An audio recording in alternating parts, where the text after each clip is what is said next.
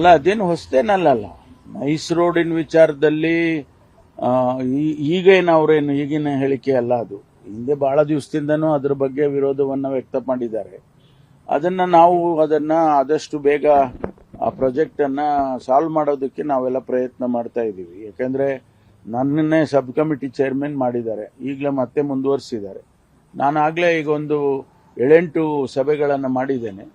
ಅಲ್ಲಿ 3 ಭಾಗವನ್ನ ನಾವು ಮಾಡ್ಕೊಂಡಿದ್ದೀವಿ. ಒಂದು ಬಿಡದಿವರೆಗೆ ಏನು ಎ ಅಂತ ಮಾಡ್ಕೊಂಡಿದ್ದೀವಿ, ಬಿ ಮುಂದಕ್ಕೆ, ಸಿ ಹತ್ತತ್ರ ಮೈಸೂರಿಗೆ ಹೋಗುವಾಗ ಅಂತ ಈ ರೀತಿ ಯಾವುದು ಕ್ಯಾಟಗರೈಸೇಷನ್ ಮಾಡಿ ಅಲ್ಲಿ ಏನೇನು ಸಮಸ್ಯೆಗಳು ಬಂದಿದೆ, ರೈತರಿಗೆ ಸೈಟ್ಗಳು ಕೊಡಬೇಕು, ಆಮೇಲಿಂದ ಏನೆಲ್ಲ ನಮ್ಮ ಜಮೀನು ಎಷ್ಟರ ಮಟ್ಟಿಗೆ ಉಪಯೋಗ ಆಗಿದೆ, ಎಷ್ಟನ್ನು ವಾಪಸ್ ತಗೊಳ್ಬೇಕು, ಇದೆಲ್ಲ ನಾವು ಚರ್ಚೆ ಮಾಡಿದ್ದೀವಿ.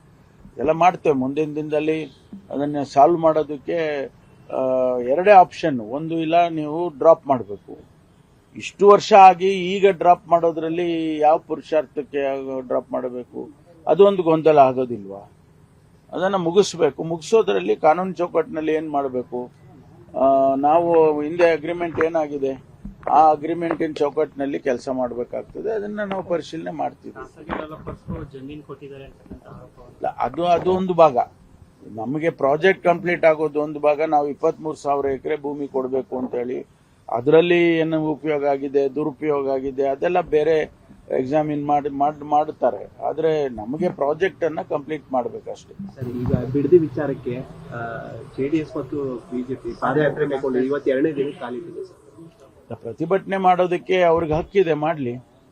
ಮುಖ್ಯಮಂತ್ರಿಗಳು ಕೂಡ ಈಗಾಗಲೇ ಹೇಳಿದ್ದಾರೆ, ಇದನ್ನ ನಾವು ಒಂದು ಆರ್ಟಿಫಿಷಿಯಲ್ ಇಂಟೆಲಿಜೆನ್ಸ್ಗೆ ಒಂದು ದೊಡ್ಡ ಸೆಂಟರ್ನೇ ಮಾಡಬೇಕು ಅಲ್ಲಿ ಅಂತ ಪ್ರಸ್ತಾವನೆಯನ್ನು ಒಂದು ಇದೆ ಅಂತ ಹೇಳಿ ಮುಖ್ಯಮಂತ್ರಿಗಳು ಪ್ರಕಟಣೆ ಮಾಡಿದ್ದಾರೆ.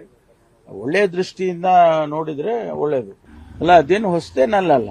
ನೈಸ್ ರೋಡಿನ ವಿಚಾರದಲ್ಲಿ ಈಗೇನು ಅವರೇನು ಈಗಿನ ಹೇಳಿಕೆ ಅಲ್ಲ, ಅದು ಹಿಂದೆ ಬಹಳ ದಿವಸದಿಂದನೂ ಅದ್ರ ಬಗ್ಗೆ ವಿರೋಧವನ್ನ ವ್ಯಕ್ತ ಮಾಡಿದ್ದಾರೆ.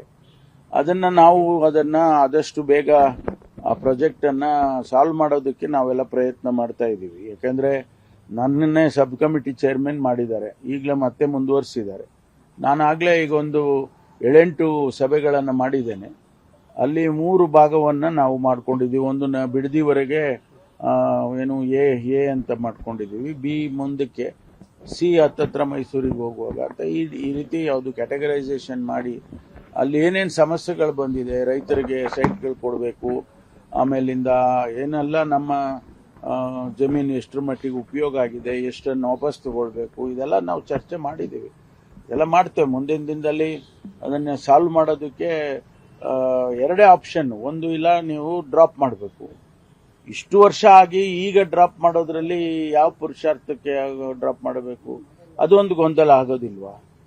ಅದನ್ನ ಮುಗಿಸ್ಬೇಕು. ಮುಗಿಸೋದ್ರಲ್ಲಿ ಕಾನೂನು ಚೌಕಟ್ಟಿನಲ್ಲಿ ಏನು ಮಾಡಬೇಕು, ನಾವು ಹಿಂದೆ ಅಗ್ರಿಮೆಂಟ್ ಏನಾಗಿದೆ ಆ ಅಗ್ರಿಮೆಂಟಿನ ಚೌಕಟ್ಟಿನಲ್ಲಿ ಕೆಲಸ ಮಾಡಬೇಕಾಗ್ತದೆ. ಅದನ್ನ ನಾವು ಪರಿಶೀಲನೆ ಮಾಡ್ತೀವಿ.